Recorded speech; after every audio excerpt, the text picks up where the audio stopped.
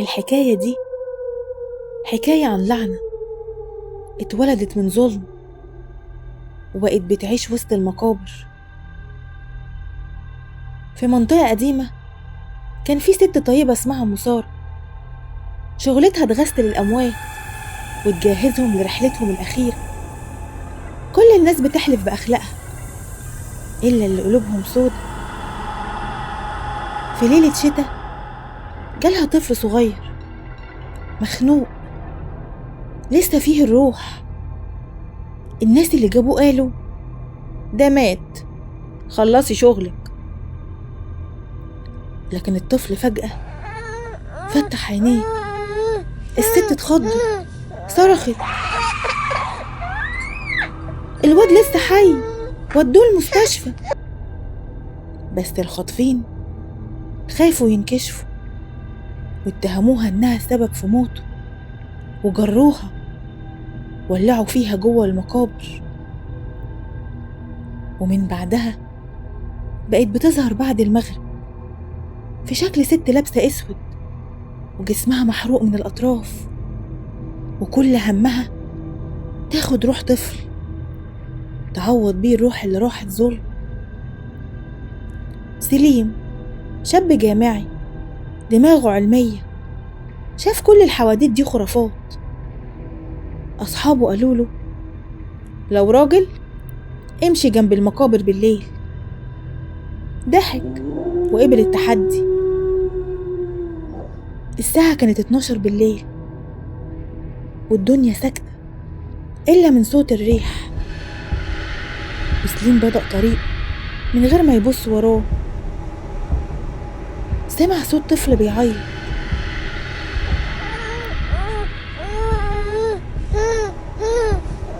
مين هيكون هناك في الوقت ده؟ سليم قال لنفسه عقلي بيلعب بيا وكمل.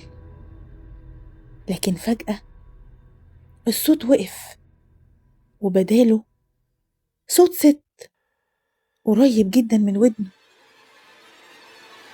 الدفا مهم للعيال مش كده؟ سليم اتجمد، بدأ يمشي بسرعة وبعدها يجري. لكن الأرض كانت بتشده لتحت، رجليه تقيلة وإيد باردة مسكت رجليه. ولما بص لقى ست ظهرها مقوص، شعرها نازل مبلول على وشها وجلدها محروق وعينيها سودة بالكامل. رفعت راسها ببطء وقالت بصوت متقطع تعالى دف الطفل قبل ما يموت تاني. سليم صرخ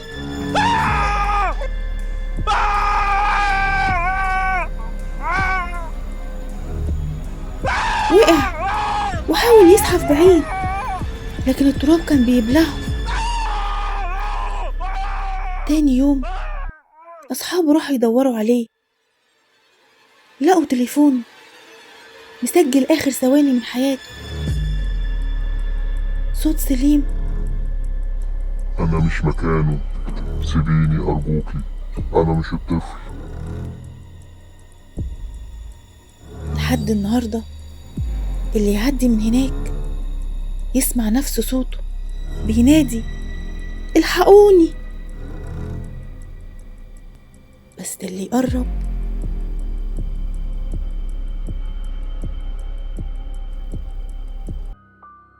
اللي شاف مش زي اللي سمع، واللي سمع عمره ما هينام مرتاح. استنوني في حلقة جديد من خرافات ورا الحكايات، يمكن تكون آخر ليلة تناموا فيها مطمنين، وباب الحكايات لسه موارب ومستني اللي يفتحه.